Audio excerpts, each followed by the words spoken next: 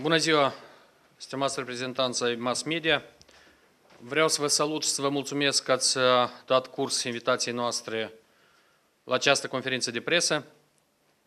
După cum cunoașteți, încă în aprilie anul trecut, Partidul Socialiștilor din Republica Moldova și-a spus poziția clară referitor la soluția prin care poate fi rezolvată problema care o avem noi de reintegrare a Republicii Moldova.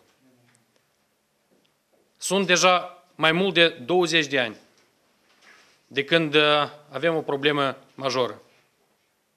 Pe cele două maluri ale Nistrului, la Chișinău și la Tiraspol, nu au putut găsi limbă comună pentru a rezolva un conflict artificial care a apărut la începutul anilor 90.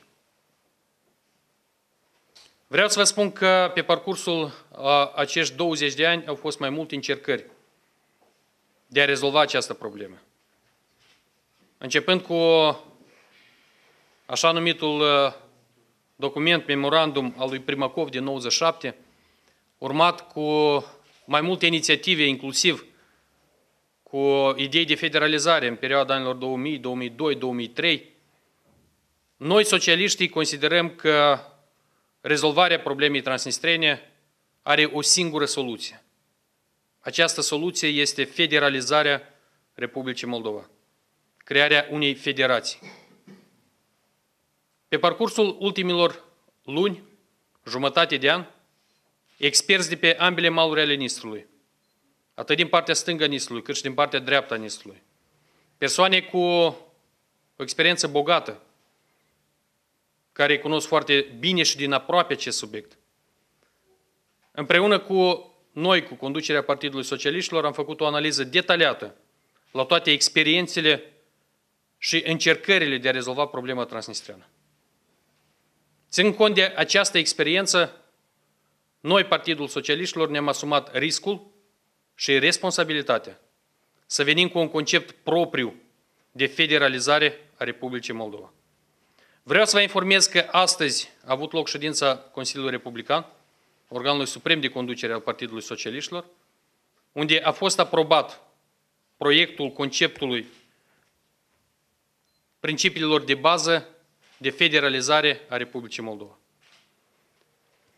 Astfel, noi am venit și venim cu o soluție, cu un document foarte clar, cu un răspuns la întrebările majore care sunt. Cum?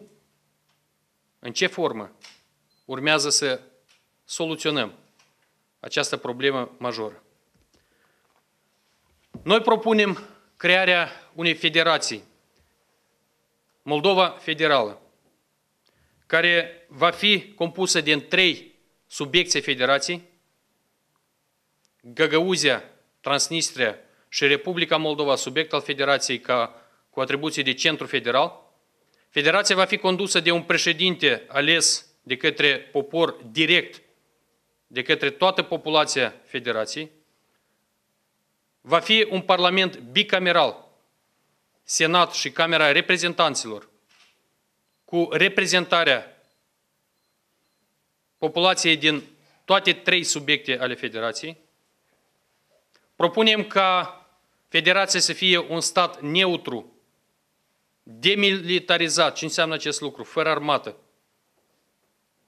Fără admiterea ca pe acest teritoriu să fie prezența forțelor armate ale altor state. O abordare foarte detaliată a acestor subiecte și punctele de pornire astăzi au fost aprobate în cadrul partidului și vreau să vă spun că, începând cu ziua de astăzi, acest concept, tradus în mai multe limbi, inclusiv în limba engleză și în limba germană, va fi transmis tuturor ambasadelor acreditate în Republica Moldova, va fi transmis celor care participă la negocieri în formatul 5+2.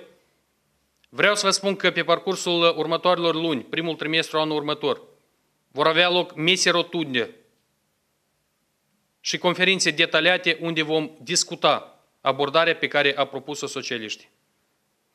Stimați colegi, noi înțelegem și suntem conștienți de responsabilitatea pe care ne-o asumăm.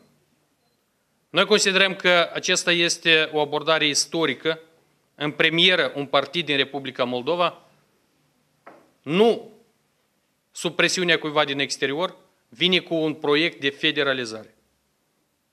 Sperăm foarte mult că societatea civilă, experții care sunt în Republica Moldova, partidele politice, vor examina destul de atent și serios această abordare. Suntem deschiși oricăror critici, oricăror propuneri care vin din partea celor care vor face cunoștință cu acest material. Acum, stimați colegi, dacă sunt întrebări, eu sunt gata să răspund la ele. Poftim. Vопросы.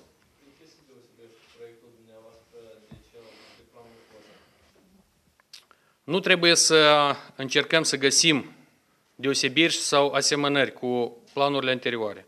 Și nu trebuie să ne axăm doar pe planul COSAC. V-am spus că am examinat 10 de documente, 10 de abordări în sensul ăsta. Sunt elemente bune în toate aceste abordări care au fost pe parcursul ultimilor ani. Au fost luate în calcul părțile bune ale tuturor abordărilor, cât și părțile negative au fost excluse. Nu o să găsiți o asemănare sau un copy-paste de la planurile anterioare. Da, părțile bune de la toate au fost luate în calcul, părțile discutabile au fost înlăturate. Noi considerăm că în concepția de federalizare și în abordarea cu federalizarea nu trebuie să atingem subiecte ceea ce ține de subiecte care nu se referă la teritoriul Republicii Moldova. În acest concept nu o să găsiți nimic în ceea ce ține de amplasarea forțelor sau armatelor străine. Poziția este clară, un stat neutru, fără prezența forțelor altor state pe acest teritoriu. Alte întrebări mai sunt? Знаете, мы подготовили и некоторые дополнительные документы, включая дорожную карту, что нужно делать для внедрения этого документа.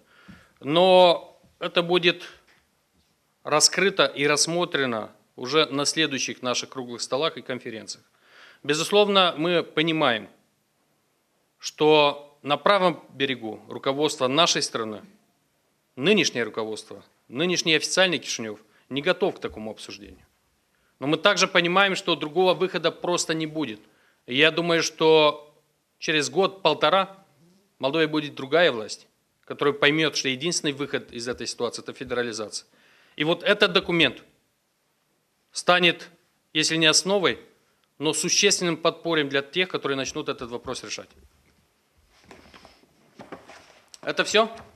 Какой реакции вы ожидаете от западных и восточных партнеров, от России, от Евросоюза? Знаете, я думаю, что мы сначала должны обсудить этот вопрос внутри с экспертами, с нашими экспертами.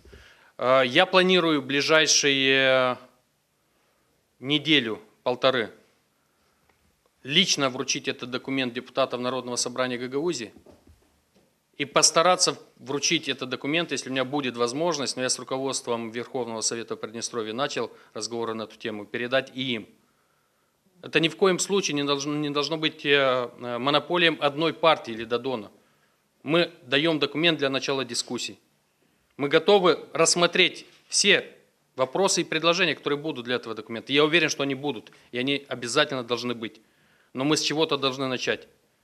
И важно, что мы должны предложить. Я хочу, чтобы мы все поняли, уважаемые друзья. Решение этой проблемы нужно в первую очередь нам, не России, не Брюсселю, не Соединенных Штатов. В первую очередь нужно нам.